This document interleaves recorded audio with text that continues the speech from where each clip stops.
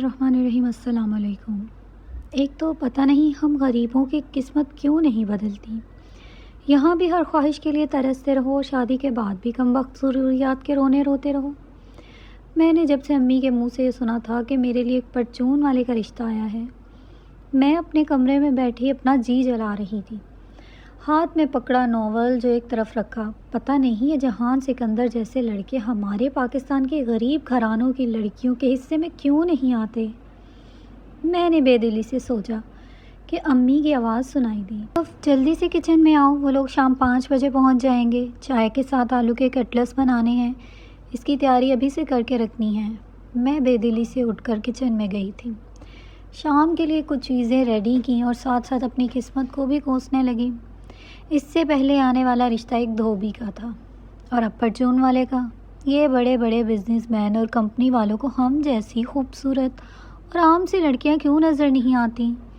कोई सालार सिकंदर जैसा पड़ोसी हमारे घर के पास क्यों नहीं रहता। यहाँ तो कम वक्त बस वेले नकारा कबूतर बाजी छत पर मुंडला लेते हैं। हाय सदफ, काश कि कोई तुर्की से कराची के इस पसमानदा इलाके में भी गलती से आ जाए और इसकी नज़र मुझ पर पड़ जाए और मैं इसे अच्छी लगने लगूं, बिल्कुल हया सलमान की तरह। इसे कौन से सुर्खाब के पड़ लगे थे, लेकिन बहरहाल हमारे लिए तो धोबी और परचून वाले ही रह गए हैं। यही सब सोचकर मैं अपना जी जलाते हुए कमरे में आई। वहीं एक काटन का कढ़ाई वाला जोड़ा निकाला जो हर बार रिश्ता देखने आने वालों के लिए मैं पहनती थी। इसे दोबारा से पानी लगा लगा कर अच्छी तरह से प्रेस किया और पहन लिया और हर बार की तरह काजल आंखों में लगाया था। लेकिन मैं नहीं चाहती थी कि मेरी शादी इस परचून वाले से हो, इसलिए जब वो लोग मुझे देखने आए तो इसकी अम्मा के सामने बस चुपचाप बैठ गई। चाय के लिए लवाजमात मेरी वालदा जब बाहर लेने गईं तो मैंने अपनी दोनों आंखें टेढ़ी कर लीं। सामने बैठे लड़के की माँ बराबर बैठी औरत से कहने लगी, अरे देखो, मुझे तो लड़की महंगी लग रही है। जैसे ही रिश्ते कराने वाली सुरैया खाला ने मेरी तरफ देखा, मैंने आंखें बिल्कुल ठीक कर लीं। वो कहने लगी, नहीं नहीं, ऐसी कोई बात नहीं। बहरहाल जो शक मैंने इस औरत की नज़र में डालना था वो मैं डाल चुकी थी। कुछ ही देर बाद वो उठकर चली गई। जो मैं चाहती थी, रिश्ते से साफ इनकार हो गया था। मैंने शुक्र का कलमा पढ़ा और अपनी दोस्त को अपनी ये रवादात सुनाने लगी। वो ये सुनकर हंस हंस कर दोहरी हो गई थी। मेरे पड़ोस में ही रहती थी। कहने लगी, अगर तुम चाहती हो ना तुम्हारी शादी किसी धोबी और परचून वाले से ना हो तो बेटा फिर खुद ही कोशिश करो। मैंने कहा, क्या करूं, तुर्की चली जाऊं? वो कहने लगी, नहीं, फेसबुक पर एक ऐसे नौजवान से दोस्ती करो जो तुर्की में रहता हो, बिल्कुल जहां सिकंदर जैसा दिखता हो। मैंने कहा, फेसबुक पर दिखने वाले कौन से सच्चे होते हैं? वो कहने लगी, अरे आजकल ज़्यादातर लड़के अपनी ही तस्वीरें लगाते हैं, तुम ट्राई तो करके देखो। मैंने सोचा कि कर लेने में कोई हर्ज भी नहीं है। मैंने मोबाइल उठाया और फेसबुक पर तुर्की के नौजवानों को देखने लगी। एक से एक हैंडसम और ख़ूबसूरत नौजवान थे। अब ये सब लोग झूठे तो नहीं हो सकते थे। मैंने जानकर इनकी फेसबुक पर इनकी लगी हुई तस्वीर पर कमेंट्स करना शुरू कर दिया। इनमें से एक नौजवान का मैसेज मुझे आया। काफ़ी हैंडसम नौजवान था। इसने मैसेंजर से मुझे हाय हेलो का मैसेज किया। मैंने भी इसे जवाब देना शुरू कर दिया। इसी तरह बात का सिलसिला चल निकला। बातों बातों में मुझे पता चल चुका था कि इसका ताल्लुक़ तुर्की से ही है और ये तस्वीर भी इसी की है। वो तुर्किश ज़ुबान के लफ्ज़ भी बोल जाता था। मैंने फ़ेसबुक आईडी पे अपनी जो तस्वीर लगाई थी वो एक बेहद खूबसूरत लड़की की तस्वीर लगाई थी और इससे यही कहा था, मैं यही हूँ लेकिन हूँ पाकिस्तान से। हमारी बातों का सिलसिला इसी तरह आगे बढ़ने लगा। आहिस्ता आहिस्ता इस लड़की की फरमाइशें बढ़ने लगी। कहने लगा, अपनी कोई तस्वीर भेजो। मैं इसी लड़की की तस्वीर को कुछ एडिट करके भेज देती। वो तस्वीर भी मैंने सोशल मीडिया से ही हासिल की थी, लेकिन इसे एडिट करके असल तस्वीर से काफ़ी हद तक बदल दिया था। लेकिन एक बार मेरी जान इस वक्त निकली जब इसने कहा, मुझसे वीडियो कॉल पर बात करना चाहता है। मैंने कहा, ना बाबा ना, हमारे यहाँ ये सब कुछ नहीं होता। कहने लगा कि मैं तो तुम्हारे बारे में बहुत संजीदा हो चुका हूँ, तुमसे शादी तक का सोच चुका हूँ। ये सुनकर मैं बड़ी खुश हुई कि एक बार अगर वो मेरी मोहब्बत में सचमुच मुब्तला हो गया तो यकीनन मेरे लिए पाकिस्तान भी आ जाएगा और फिर तो मेरे वारे न्यारे हो जाएंगे। क्योंकि मैंने सुना था मोहब्बत अंधी होती है, एक बार अगर इससे किसी से हो जाए तो फिर इसकी शक्ल सूरत अहमियत नहीं रखती। मैं काम सी शक्ल सूरत की मालिक थी, बहुत ज़्यादा हसीन नहीं थी और ना ही बहुत ज़्यादा अमीर थी। لیکن ان دنوں میں ہواؤں میں اڑ رہی تھی، حسین خواب اپنی آنکھوں میں سجا رہی تھی۔ جب بھی میں جہاں سکندر اور حیا سلمان کا کوئی بھی سین پڑھتی تو اسی لڑکے کا تصور باندھ لیتی۔ ہاں، یہ کہا جا سکتا ہے کہ میں ناول لور تھی۔ مجھے خوبصورت، ہینڈسم، سوٹڈ بوٹڈ قسم کے نوجوان بہت اچھے لگتے تھے، بالکل ناول کے ہیرو جیسے۔ لیکن برا ہو میری پھپھو کا، جن کا بیٹا اپنی نوکری کے چکر میں کراچی آیا رہتا تو وہ راولپنڈی میں تھا، اور راولپنڈی کے بھی ایسے ہی پسماندہ علاقے میں۔ راولپنڈی کی جس کمپنی میں وہ نوکری کرتا تھا ویسے ہی کمپنی کراچی میں بھی تھی، اس لیے انہوں نے اسے کراچی بھیج دیا۔ سارا مسئلہ رہائش کا تھا، جو کہ میرے ابا نے منٹوں میں حل کر دیا کہ بھائی، جب بھائی کا گھر ہے تو بھانجا کیوں ادھر ادھر ڈلتا رہے۔ ہمارے گھر کے اوپر چھت ہے اور وہاں ایک کمرہ بالکل خالی ہے، وہیں پر منیر کو سیٹ کر دیا جائے۔ میں نے سنا تو میں نے برا سا منہ بنایا تھا، اماں سے بھی کہا کہ بھلا یہ کوئی بات ہے، ہر بندے کی اپنی کوئی پرائیویسی ہوتی ہے۔ منہ اٹھا کے پھپھو اپنے بیٹے ہمارے گھر بھیج رہی ہیں۔ میری ماں کہنے لگی، تم تو چپ ہی رہو، تم جانتی ہو نا اپنے ابا کو، اپنی بہن پر اور بہن کی اولاد پر کیسے نچھاور ہوئے جاتے ہیں۔ ایک تو جیسا اس کا نام منیر تھا پرانے زمانے ٹائپ کا، ویسا ہی اس کا حلیہ بھی تھا، ایک دم پینڈو قسم کا بھاری جسم کا مالک تھا، اور شلوار قمیض بڑے شوق سے پہنتا تھا۔ شکل و صورت بھی ایسی ہی تھی، عام سی، اور کمپنی بھی کوئی بہت اعلیٰ قسم کی نہیں تھی، معمولی سی تھی، یقیناً تنخواہ بھی اچھی نہیں تھی۔ منیر کو دیکھ کر میں نے بس سلام کیا تھا، پھر امی نے بھی مجھے کہا تھا کوئی ضرورت نہیں ہے اس کے ساتھ ٹھٹھے لگانے کی یا فری ہونے کی۔ میں نے کہا، شکل دیکھی ہے آپ نے اس کی، مجھے کیا ضرورت پڑی ہے کہ اس سے بات بھی کروں۔ امی کہتی تھیں، میں تو چاہتی ہوں کہ جلد از تمہارا رشتہ کہیں طے ہو جائے، کیونکہ تمہاری پھپھو کی نظر تم پر ہے۔ میں نے کہا، اماں، میں مر کر بھی کبھی اس منیر کے بچے سے شادی نہیں کروں گی۔ نام دیکھا ہے اس کا، ایسا لگتا ہے 10 بچوں کا باپ ہو۔ یہ بھی کوئی نام ہے؟ ارے نام تو جہان سکندر ہوتا ہے، سالار ہوتا ہے، عمر حیات ہوتا ہے، عمر جہانگیر ہوتا ہے، فارس ہوتا ہے۔ میں نے ناول کے ہیروز کے نام گنوانے شروع کیے۔ میری والدہ حیرت سے مجھے تکے جا رہی تھی، کہنے لگی، کم وقت اتنے لڑکوں کے نام تجھے کیسے پتہ ہیں؟ میں نے کہا، تھوڑا سا کچن سے باہر نکل کر کچھ پڑھ بھی لیا کریں تاکہ آپ کو بھی پتہ چلے کیسے کیسے نوجوان ماؤں نے پیدا کیے ہیں۔ میری ماں سمجھ گئی تھی، اس لیے ایک زوردار تھپڑ میری کمر پر مارا، کہنے لگی، کم وقت ایسے بچے ماں نہیں پیدا کرتی، یہ تو لکھنے والے اپنے خیالات کی دنیا کا کوئی نمونہ بنا کر لکھ دیتے ہیں، اور تم جیسی بے وقوف لڑکی ان کے پیچھے پاگل ہو جاتی ہے۔ ارے ہم جیسی مائیں ایسے ہی بچے پیدا کرتی ہیں، جس کا ناک موٹا ہوتا ہے، رنگ پکا ہوتا ہے اور شکل بھی کوئی خاص نہیں ہوتی۔ کم بخت کسی انسان کے بچے کا حلیہ بتا، کبھی تو نے دیکھا ہے ایسے لوگوں کو؟ میں نے کہا، ہاں نا اماں، خوابوں میں روز دیکھتی ہوں۔ اماں مجھے ڈانٹ دیتی تھی۔ یوں تو اس لڑکے میں کوئی بھی خاص خوبی نہیں تھی، لیکن اکڑ اس میں ایسی تھی جیسے پتہ نہیں کہاں کا شہزادہ گلفام ہو۔ خیر، ترکی والے لڑکے کا نام احمر تھا۔ منیر نے صبح کا ناشتہ بھی ہمارے گھر پر ہی کرنا تھا، اس لیے میں نے ناشتہ تیار کر کے ٹیبل پر رکھ دیا۔ ناشتہ دے کر کہنے لگا کہ میں اتنا ہیوی ناشتہ نہیں کرتا، ماموں بس میرے لیے بریڈ جیم ہی منگوا لیا کرے۔ میں نے سوچا، نخرے تو یوں دکھا رہا ہے جیسے کسی کمپنی میں آفیسر لگا ہو۔ میرے والد اپنے بھانجے پر دل و جان سے فدا تھے۔ اگلے ہی روز جیم اور بریڈ بھی لے آئے۔ میں رات کو روز احمر سے بات کرنے لگی تھی۔ ایک رات میں نے اسے کہا وہ مجھے اپنے کمرے کی پک بھیجے۔ اس کے شاندار کمرے کی تصویر دیکھ کر تو میں اپنی آنکھیں جھپکنا بھول گئی تھی۔ ایک بار اس نے اپنے گھر کے باہر بنے لاؤنج کی تصویر بھیجی، پھر ترکی کی مختلف جگہوں کی تصاویر بھی بھیجنے لگا۔ کئی ریسٹورنٹ کی تصاویر بھیجتا تھا جہاں وہ بیٹھ کر اکثر کھانا کھاتا رہتا یا کافی پی رہا ہوتا۔ کئی بار وہ مجھ سے اپنی محبت کا اظہار کر چکا تھا۔ ایک بار میں نے اس سے کہا کہ میرے خاطر پاکستان آ سکتا ہے، تو میری اس بات پر وہ چپ سا ہو گیا، کہنے لگا، تم میرے بارے میں بہت کچھ جان گئی ہو لیکن میں تمہارے بارے میں کچھ نہیں جانتا۔ میں نہیں چاہتی تھی کہ اسے یہ لگے میں بہت غریب قسم کی لڑکی ہوں، اس لیے میں ایک بار اپنے ابا کے ساتھ اپنی امیر دوست کے گھر گئی۔ وہاں اپنی چند تصاویر اس کے کمرے اور لاؤنج میں کھینچیں، لیکن اس میں میری کمر تک جھولتے بال ہی میں نے دکھائے تھے، اپنا چہرہ نہیں دکھایا۔ میرے لمبے گھنے بال دیکھ کر تو مجھ پر فدا ہونے لگا، مجھ سے کہنے لگا، مجھے لمبے بالوں سے عشق ہے، اب تو مجھے تمہیں دیکھنے کا اور بھی اشتیاق بڑھ چکا ہے۔ میں چاہتی تھی کہ اسے اپنا چہرہ دکھائے بنا بس اسے اپنی ادائیں دکھا کر اپنی محبت میں اس قدر پاگل کر دوں کہ مجھ سے شادی کو تیار ہو جائے۔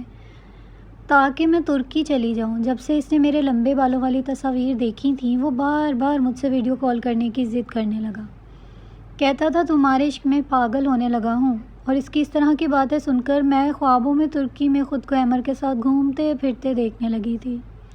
اس کی باتوں میں اب بے تابیاں سی شروع ہو چکی تھیں جو میرا بھی چین چرانے لگی تھیں۔ انہی دنوں میری پھپھو بھی کراچی آ گئی۔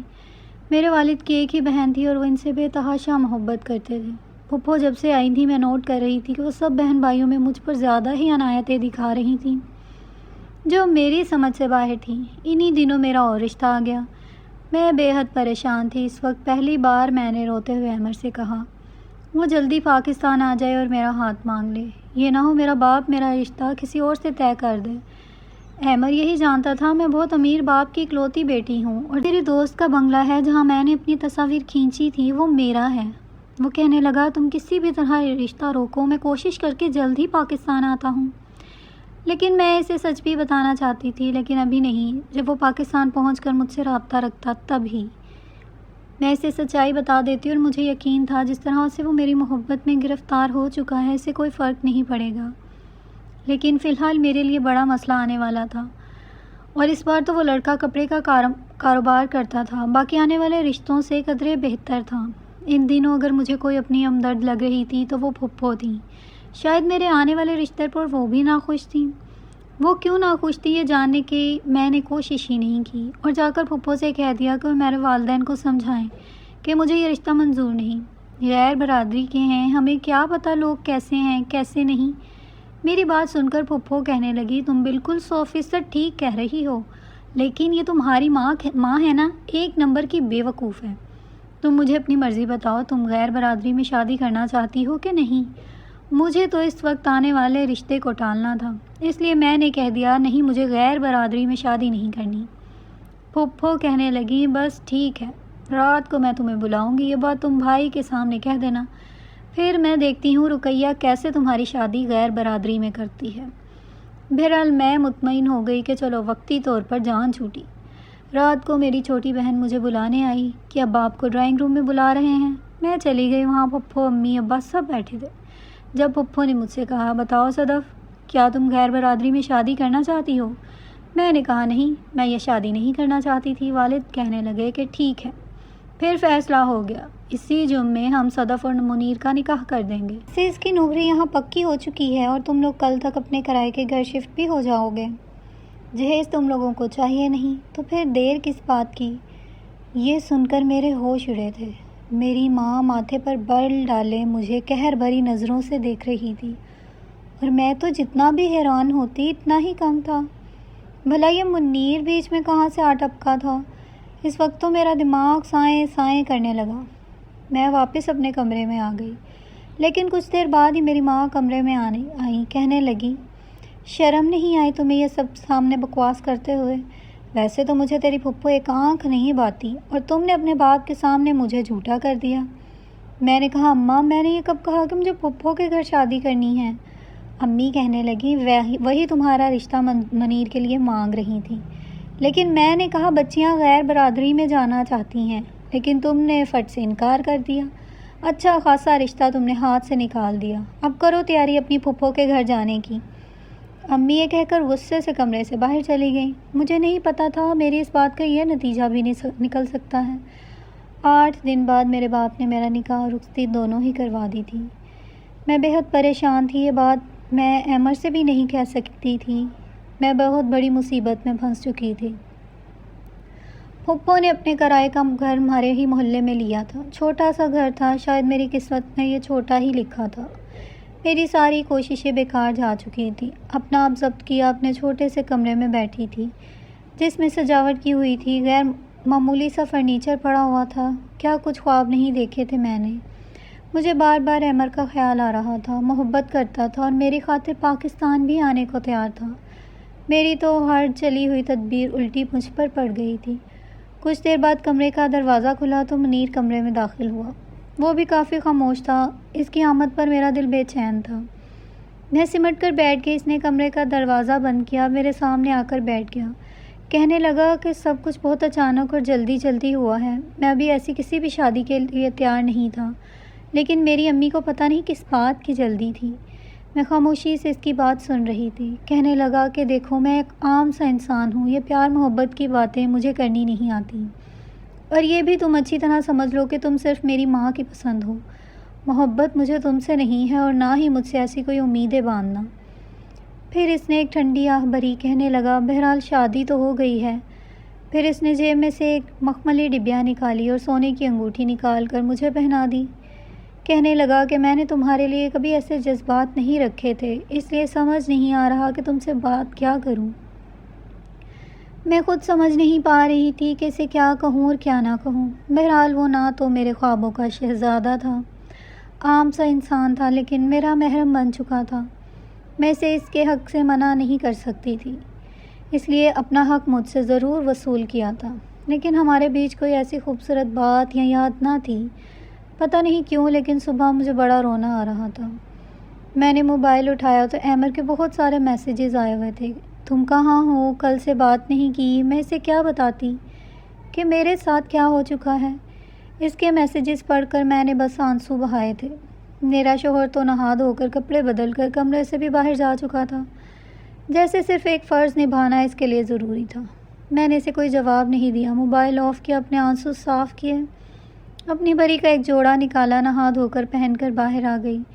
میری پھپھو نے ناشتے میں بہت سا سامان منگوا رکھا تھا۔ 4 دن گزر چکے تھے ہماری شادی کو، لیکن ہمارے بیچ کوئی بھی حسین یاد نہ تھی۔ نہ تو منیر میری کبھی تعریف کرتا تھا، نہ ہی کبھی بےتابی بے قراری دکھائی تھی۔ جس قدر میں رومانوی قسم کی لڑکی تھی، وہ تو بالکل ہی نہیں تھا۔ اپنے آفس جاتا، واپس آ کر کھانا کھاتا، پھر کمرے میں چلا جاتا۔ میں گھر کے سارے کام کر کے جب کمرے میں آتی تو اپنے لیپ ٹاپ پر اپنا کام میں مصروف ہوتا۔ میں آ کر اس کے پاس بیٹھ جاتی۔ میں چاہتی تھی کہ میں امر کو بھول جاؤں، مجھے منیر سے اتنی محبت ملے کہ امر بس ایک یاد بن کر رہ جائے، لیکن ایسا نہیں ہو سکا۔ اس لیے میں نے امر سے بات کرنی شروع کر دی۔ اسے یہ نہیں بتایا کہ میری شادی ہو چکی ہے۔ ہمارے بیچ پہلے جیسی باتیں ہونے لگیں، جس طرح سے وہ اپنی بےتابیوں کا ذکر مجھ سے کرتا تھا، اپنی محبت کا اظہار کرتا تھا، میری تعریف کرتا تھا۔ میں اسی سے اپنے دل کو تسکین پہنچانے لگی۔ ایسی باتیں عورت کو ہمیشہ گناہ اور نقصان کا ہی راستہ دکھاتی ہیں، لیکن جب شوہر سے یہ سب کچھ نہ ملے تو اکثر عورتیں اسی چیز کی خواہش میں گناہ ثواب سب کچھ بھول جاتی ہیں۔ بس وہ 1 گھنٹہ زندگی جیتی تھی جو میری ایمر کے ساتھ میسیجز پر گفتگو میں گزرتی تھی۔ ایک بار تو میرے ہوش اڑ گئے جب اس نے کہا وہ پاکستان واپس آ گیا ہے۔ ایمر کو میں نے اپنا نام ایک فرضی سا بتایا تھا۔ کہنے لگا، نابیہ، میں صرف تمہارے لیے آیا ہوں اور اس بار تم سے ملنا چاہتا ہوں۔ یہ سن کر میں بہت روئی تھی۔ پہلے تو جی چاہا اسے سچ بتا دوں، لیکن پھر سوچا کہ میری زندگی کی واحد خوشی ہے جو مجھ سے چھن جائے گی۔ منیر کو تو مجھ سے کوئی غرض ہی نہیں تھا، بس اپنے آپ میں رہتا تھا۔ میں نے اسے کہا کہ ہمارے گھر کا ماحول ایسا نہیں ہے ایمر کہ میں تم سے ملنے آ سکوں۔ کہنے لگا، تمہیں دیکھنے کے لیے پاگل ہو رہا ہوں، بس میں کچھ نہیں جانتا۔ اس نے مجھے اپنے ہوٹل کا نام بتایا جہاں وہ رکا ہوا تھا۔ کہہ رہا تھا کہ اس کے نیچے بہت بڑا ریسٹورنٹ بھی ہے، تم وہاں آ جانا۔ حالانکہ پھپھو کے گھر میں مجھے کوئی زیادہ روک ٹوک نہ تھی، میں اکثر اپنے دوستوں کے گھر بھی چلی جاتی تھی۔ پھپھو نے کبھی نہیں ٹوکا تھا، لیکن میرا ضمیر اس بات کی مجھے اجازت نہیں دے رہا تھا۔ شاید میرا ضمیر مجھے اس کام سے روک رہا تھا، لیکن میں محبت کے ہاتھوں اپنے آپ کو بے بس اور مجبور سمجھ رہی تھی۔ کبھی کبھی سوچتی تھی کہ اگر منیر بھی مجھ سے ایسی ہی محبت کا اظہار کرتا تو شاید میں کبھی بھی یہ قدم اٹھانے کے بارے میں نہ سوچتی۔ لیکن پھر یہ بھی سوچ رہی تھی کہ ایمر نے مجھے دیکھا بھی تو نہیں ہے، ہو سکتا ہے مجھے دیکھتے ہی انکار کر دے۔ اس نے تو صرف میرے لمبے اور گھنے خوبصورت بال دیکھے تھے اور دیوانہ ہو گیا تھا۔ اب میں ان باتوں کو سوچ رہی تھی جب مجھے پھپھو اور منیر کے جھگڑا کرنے کی آوازیں آنے لگیں۔ میں کمرے سے باہر آئی تو منیر پھپھو کے کمرے میں تھا۔ کہہ رہا تھا، کیا ملا آپ کو میری زندگی برباد کر کے؟ آپ کو اپنی بھتیجی عزیز تھی تو آپ کو میں بھی ملا تھا۔ آپ نے میرے ساتھ اچھا نہیں کیا امی، مجھے صرف ایک آنکھ نہیں اچھی لگتی، میں اس کے ساتھ صرف زبردستی کا رشتہ نبھا رہا ہوں۔ میں نے آپ سے پہلے ہی کہا تھا کہ میں جس سے محبت کرتا ہوں مجھے اسی سے شادی کر لینے دیں، لیکن آپ کی دھمکیوں کی وجہ سے مجھے مجبوراً یہ شادی کرنی پڑی جو مجھے اب اپنے گلے کا توق لگ رہی ہے۔ امی، آپ نے اچھا نہیں کیا، میں صدف کے ساتھ زندگی نہیں گزار سکتا۔ منیر کی بات نے تو مجھے جیسے حیران سا کر کے رکھ دیا تھا۔ اس کا مطلب وہ کسی اور سے محبت کرتا تھا اور میں کسی اور سے، اور ہمیں ایک زبردستی کے بندھن میں باندھ دیا گیا تھا۔ جو کہ غلط تھا۔ منیر انکار کر دیتا تو میرے ساتھ بھی ایسا نہ ہوتا۔ ایمر میرے لیے ترکی چھوڑ کر پاکستان آ چکا تھا، میرا منتظر تھا۔ جتنی محبت وہ مجھ سے کرتا تھا شاید کہ وہ میرے چہرے اور عام شکل و صورت کو اہمیت نہ دیتا، مجھے اپنا لیتا، لیکن منیر نے تو مجھے کہیں کا نہیں چھوڑا تھا۔ شاید ایمر یہ بات برداشت نہ کرتا کہ میں کسی اور کی بیوی بن چکی ہوں۔ میں اس سے ملاقات کر بھی لیتی تو کیا کہتی؟ میں اپنی قسمت پر آنسو بہا رہی تھی جب اچانک سے دروازہ کھلا۔ منیر مجھے دیکھ کر پہلے تو حیران ہوا، پھر اپنی نظر چرا کر کمرے میں چلا گیا۔ میں پھپھو کے کمرے میں آ گئی۔ میں نے کہا، پھپھو اگر منیر کی خواہش نہیں تھی تو پھر آپ نے کیوں یہ رشتہ کیا؟ مجھے یہ روتا دیکھ کر میری پھپھو کچھ شرمندہ سی ہوئی تھی۔ کہنے لگی کہ تم ہمارے خاندان کی بچی ہو، میں کیسے تمہیں چھوڑ کر کسی غیر کو لے آتی؟ لیکن میں نہیں جانتی تھی کہ منیر شادی کے بعد ایسی بات بھی کرے گا۔ دیکھو تم اس کا خیال رکھو، اسے محبت بھری باتیں کیا کرو، اسے اپنی طرف متوجہ کرو۔ مرد ایسا ہی ہوتا ہے، شادی سے پہلے ان کے بہت چکر ہوتے ہیں، لیکن بیوی صرف اپنی اہمیت جگائے تو پھر باقی ساری محبتیں ثانوی رہ جاتی ہیں۔ میں کیا کہہ سکتی تھی؟ وہ کون سا میری پسند اور میری محبت تھا، اور میں کیوں اس کے سامنے خود کو گرا دیتی؟ میں واپس اپنے کمرے میں آ گئی۔ وہ موبائل پر کسی کو میسج کر رہا تھا۔ مجھے دیکھ کر اس نے اپنا موبائل سائڈ پر رکھ دیا۔ میں نے کہا، اگر آپ کسی اور سے محبت کرتے تھے تو انکار کیوں نہیں کیا؟ کہنے لگا، اس وقت سمجھ نہیں آتا، میں انکار نہیں کر پایا کیونکہ ان کا بی پی شوٹ کر گیا تھا۔ میں نے کہا، تو پھر میرے ساتھ رشتہ کیوں بنایا؟ شادی کی رات ہی کہہ دیتے۔ کہنے لگا، ایسا تو نہیں ہو سکتا تھا، تم سے شادی کی تھی تو رشتہ بھی قائم کرنا تھا۔ دیکھو میں تمہیں چھوڑوں گا نہیں، تمہارے سارے حقوق پورے کروں گا، لیکن مجھے دوسری شادی کی اجازت دے دو۔ میں نے کہا، اگر یہی بات میں آپ سے کہوں؟ میرا یہ کہنا تھا کہ اس کا چہرہ سرخ ہوا تھا، لیکن مجھے تھپڑ نہیں مار سکتا تھا۔ کہنے لگا، تم ہوش میں تو ہو؟ میں نے کہا، ہاں میں ہوش میں ہوں۔ نہ آپ میرے ساتھ خوش ہیں، نہ ہی میں آپ کے ساتھ۔ ہم ایک زبردستی کا رشتہ نبھا رہے ہیں، آپ مجھے آزاد کر دیں اور جس سے چاہے شادی کر لیں۔ وہ کہنے لگا، ایسا نہیں ہوتا، میں اگر تمہیں طلاق دوں گا تو میری ماں مجھے کبھی بھی قبول نہیں کرے گی، اور پھر اماں کا بی پی شوٹ کر گیا یا انہیں کچھ ہو گیا تو میں چاہ کر بھی تمہیں چھوڑ نہیں سکتا۔ میں نے کہا، لیکن میں ایسی زندگی نہیں گزار سکتی۔ کہنے لگا، میں اس لڑکی سے بہت محبت کرتا ہوں، اس کی محبت میں پاگل ہوں، اس لیے بنا اس سے شادی کیے میں رہ نہیں سکتا۔ میری بات سمجھو۔ میں نے کہا، اگر یہی بات میں آپ سے کہوں تو آپ کو کیسا لگے گا؟ اس کی آنکھوں میں پھر سے غصہ اترنے لگا۔ کہنے لگا، دیکھو میں یہ سب برداشت نہیں کر سکتا، کوئی بھی مرد برداشت نہیں کر سکتا۔ میں نے کہا، لیکن یہ سچ ہے، میں بھی آپ سے محبت نہیں کرتی، میں کسی اور سے محبت کرتی ہوں۔ اگر پھپھو رشتہ نہ مانگتی، میرے ابا ہاں نہ کرتے تو یقیناً وہ لڑکا میرے لیے رشتہ ضرور لے کر آتا۔ اگر آپ کو اپنی محبت عزیز ہے تو مجھے بھی اپنی محبت عزیز ہے، ہم زبردستی ایک دوسرے کے ساتھ رہ رہے ہیں۔ وہ کہنے لگا، تم میری بیوی ہو، میں تمہیں اپنا چکا ہوں، کیا تمہارا محبوب تمہیں اس حال میں قبول کر سکتا ہے؟ میں نے کہا، اگر اس کی محبت میں صداقت ہوگی تو کر لے گا۔ کہنے لگا، پہلے جاؤ جا کے اس سے پوچھ لو۔ میں نے کہا، اگر وہ مان گیا تو؟ کہنے لگا، پھر چھوڑ دوں گا تمہیں۔ میں نے کہا، ٹھیک ہے۔ میں نے اگلے روز ہی ایمر کو میسج کر دیا تھا۔ اس نے مجھے کہا تھا میں فلاں ریسٹورنٹ کے ٹیبل نمبر 7 پر جا کر بیٹھ جاؤں، وہ میرے لیے ریزرو کروا کر رکھے گا۔ میں نے کہا، ٹھیک ہے۔ میں مقررہ وقت پر اس ٹیبل پر جا کر بیٹھ چکی تھی۔ پتہ نہیں میں اسے اچھی لگوں گی یا نہیں، اس سے میرے لمبے بالوں سے عشق تھا، اس لیے میں اپنے بال کھول کر تیار بھی بہت ہوئی تھی۔ دل بڑی زور زور سے دھڑک رہا تھا، دعا کر رہی تھی کہ وہ مجھے اپنا لے، دھتکار نہ دے۔ جو مجھے پیچھے سے ہیلو کی آواز آئی، شاید وہ میرے عقب میں کھڑا تھا۔ میرا دل دھڑکنا بھول گیا تھا۔ ایک ایک قدم بڑھاتا وہ جیسے ہی میرے سامنے بیٹھا، میرے ہوش اڑ کے رہ گئے تھے، میرے کہس کے بھی ہوش اڑ کے رہ گئے تھے۔ کئی باتیں تھیں جو میں سوچ کر آئی تھی کہ اس سے یہ کہوں گی، وہ کہوں گی، ایسے کہوں گی، ویسے کہوں گی، لیکن صرف الفاظ گڈمٹ ہو چکے تھے۔ اس کی بھی ایسی ہی کیفیت تھی۔ ہم ایک دوسرے سے نظریں ملاتے اور چراتے رہے۔ کچھ دیر خاموشی رہی، پھر کہنے لگا، تم انابیہ؟ میری آنکھوں سے ٹپ ٹپ آنسو بہنے لگے۔ میں نے کہا، میں سر ہلا دیا۔ اس نے اپنا سر دونوں ہاتھوں میں پکڑ لیا۔ میں سسکیوں سے رونے لگی۔ اب میں نے اپنے ہاتھ اس کے سامنے جوڑ دیے، کیونکہ ایمر کوئی اور نہیں بلکہ منیر ہی تھا۔ جیسے اس نے فیک تصویر لگائی تھی، ویسے میں نے بھی فیک تصویر لگائی تھی۔ محبت ہم انڈائریکٹلی ایک دوسرے سے ہی کر رہے تھے. جتنی غلطی میری تھی اتنی ہی غلطی اس کی بھی تھی. بہرحال ہم نے ایک دوسرے کی غلطیوں معاف کیا اور ایک دوسرے سے محبت اور شادی کو نبھانے کا وعدہ کیا.